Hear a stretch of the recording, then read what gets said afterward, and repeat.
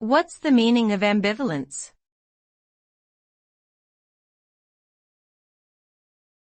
Ambivalence.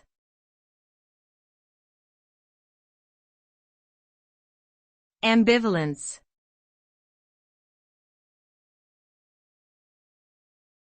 Ambivalence.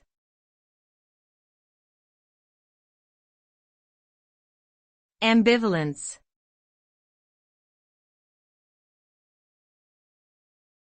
Ambivalence.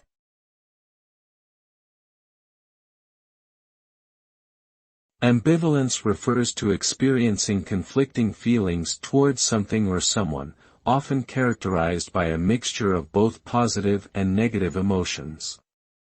This state of mind can result in difficulty in decision-making, as the individual may feel torn between opposing choices.